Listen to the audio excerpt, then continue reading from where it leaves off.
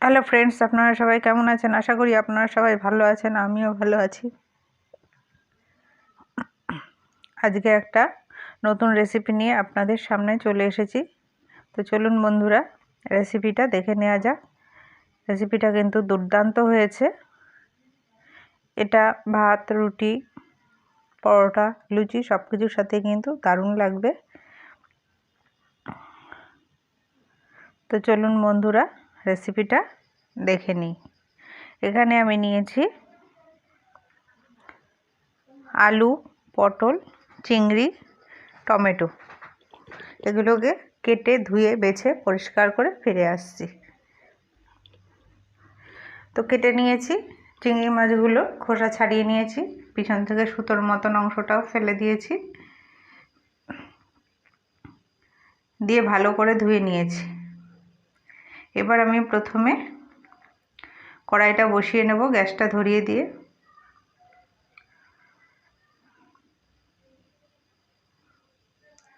এরপর আমি চিংড়ির মধ্যে নুন আর হলুদ মাখিয়ে রেখে দেব।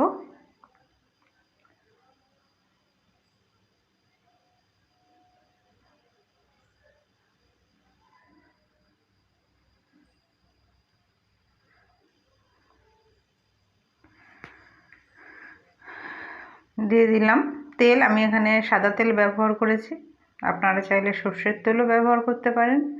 এবার তেলটা গরম হয়ে গেছে, আমি আলুগুলোকে ডুমো ডুমো করে কেটে রেখেছিলাম যে, সেটাকে আমি ভেজে নেব। ভাজার সময় আলুর মধ্যে কিন্তু অবশ্যই নুন হলুদটা দিয়ে নেব, তাহলে কিন্তু আলুর কালারটাও খুব সুন্দর আসে আর আলুটা চট করে সেদ্ধও হয়ে যায়। তরকারি রান্না করার সময় নুন দিয়ে দিলাম আর হলুদ দিয়ে দিলাম।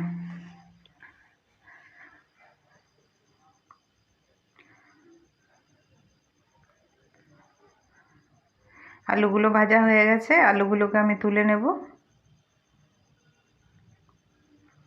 এরপর আমি এই একই তেলে পটলগুলোকে লাল লাল করে ভেজে নেব।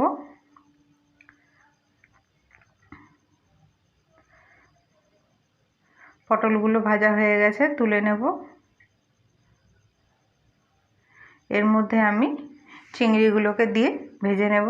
চিংড়ি কিন্তু খুব ভাজবেন না, তাহলে কিন্তু চিংড়িটা শক্ত হয়ে যায়। তো এই পর্যায়ে আমি চিংড়িগুলোকেও তুলে নেব। এবার কড়াইয়ের মধ্যে আরও একটু তেল দিয়ে দেব। এর মধ্যে দিয়ে দেব গোটা জিরে, তেজপাতা, একটু নাড়াচাড়া করে নেব। দিয়ে একটা কুচানো পেঁয়াজ দিয়ে দিলাম। আমি এখানে বড় সাইজের একটা পেঁয়াজ নিয়েছি। এবার দিয়ে দিলাম কাঁচা লঙ্কা, রসুনের পেস্ট 1 চামচ, আদার পেস্ট 1 চামচ, দিয়ে খুব ভালো করে ভেজে নেব যতক্ষণ পর্যন্ত পেঁয়াজ রসুনের গন্ধটা না চলে যায়। এরপর দিয়ে দেব স্বাদ মতন লবণ, হলুদের গুঁড়ো দিলাম 1 চামচ, হাফ চামচ কাশ্মীরি লঙ্কার গুঁড়ো, হাফ চামচ ধনে গুঁড়ো, 1 চামচ জিরে গুঁড়ো,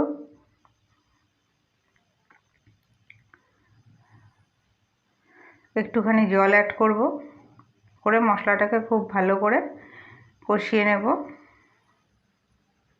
তার জন্য 4 মিনিটের জন্য ঢাকা দিয়ে দেব।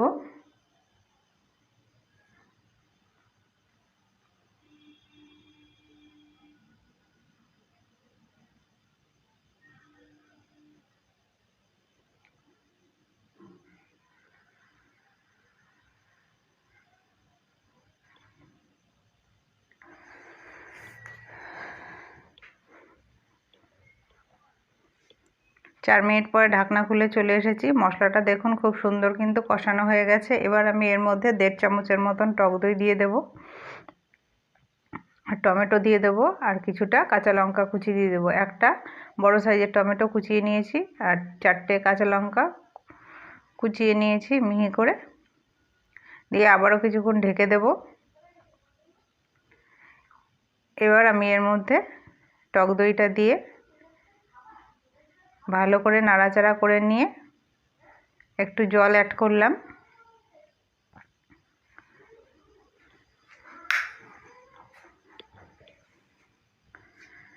ভেজে রাখা আলু পটলগুলো দিয়ে দেব, দিয়ে আরও কিছুক্ষণ কষিয়ে 3 মিনিটের জন্য ঢাকা দিয়ে রাখবো। তাহলে কিন্তু কষানোটা ভালো হবে।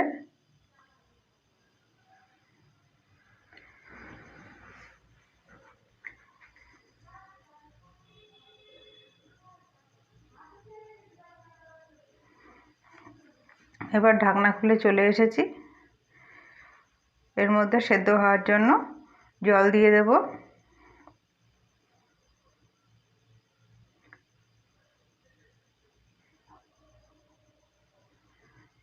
জল দিয়ে আবারও 5 মিনিটের জন্য ঢেকে দেব। ঢাকনা খুলে চিংড়ি মাছগুলোকে দিয়ে দিলাম, দিয়ে আবারও কিছুক্ষণের জন্য ঢেকে দিলাম। এবার দেখব আলুটা কিন্তু সেদ্ধ হয়ে গেছে, খুব সুন্দরভাবে সেদ্ধ হয়েছে, পটলটাও সেদ্ধ হয়ে গেছে।